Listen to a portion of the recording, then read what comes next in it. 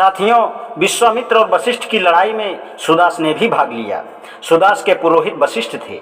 वशिष्ठ ने उसका राज्याभिषेक कराया था। वशिष्ठ ने ही 10 राजाओं पर विजय प्राप्ति में उसकी सहायता की। इस पर भी सुदास ने वशिष्ठ को इस पद से निकालकर विश्वामित्र को नियुक्त कर दिया। विश्वामित्र ने यज्ञ कराया। इससे विश्वामित्र और वशिष्ठ की शत्रुता हो गई। एक और घटना घटी जिससे यह शत्रुता और भी बढ़ गई। सुदास ने वशिष्ठ के ज्येष्ठ पुत्र शक्ति को अग्नि में डलवा दिया, जिससे वह भस्म हो गया।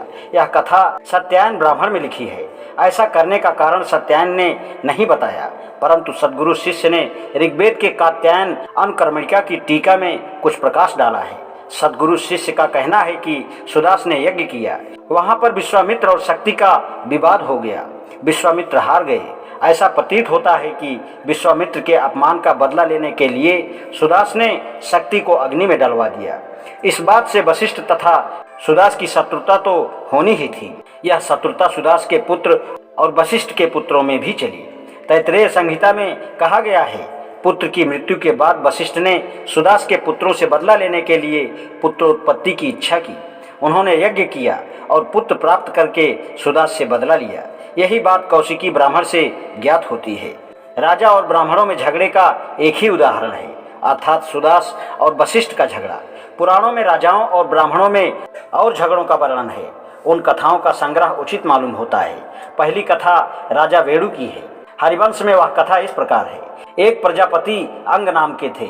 उनका लड़का प्रजापति वेणु था, जो कर्तव्य परायण न था। वह मृत्यु की पुत्री सुनीति से उत्पन्न हुआ था।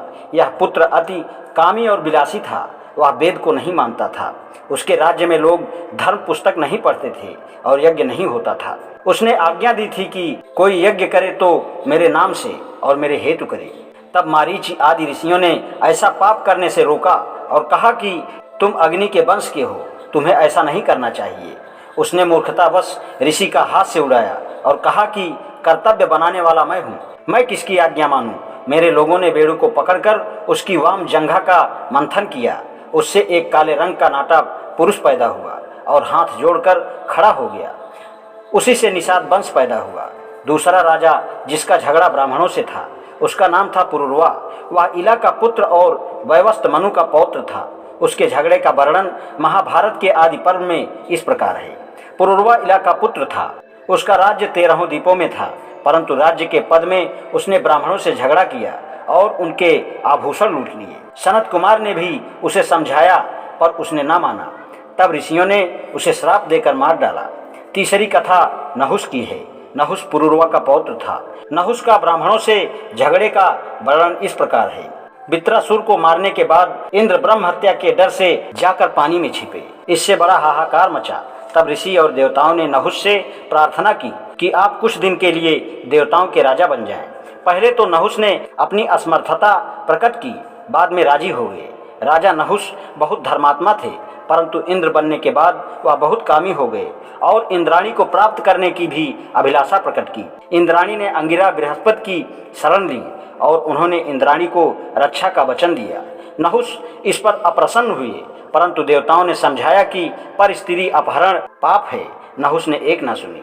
उन्होंने कहा कि इंद्र ने अहिल्या के साथ भोग किया था, तब आप लोगों ने इंद्र को क्यों नहीं मना किया।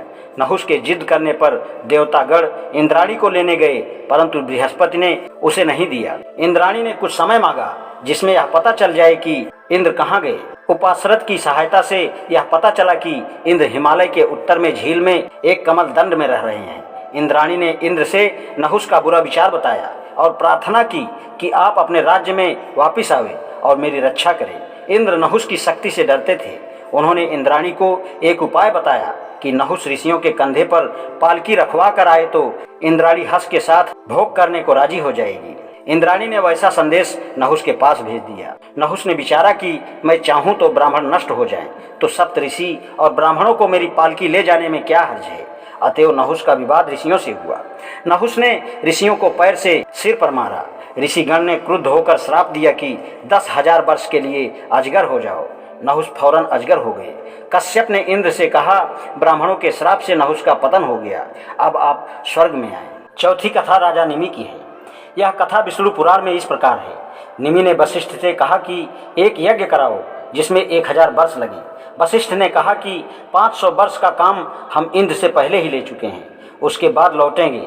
यह कहकर और यह समझकर कि राजा ने स्वीकार कर लिया है, वशिष्ठ चले गए। जब वह लौट कर आए तो देखा कि गौतम ऋषि यज्ञ करा रहे हैं। इस अपमान से ऋषि रुष्ट होकर वशिष्ठ ने सोती अवस्था में निमि को श्राप दिया कि वह मनुष्य शरीर छोड़ दे। निमि जब जगे तो वशिष्ठ को भी श्राप दिया और मर गए।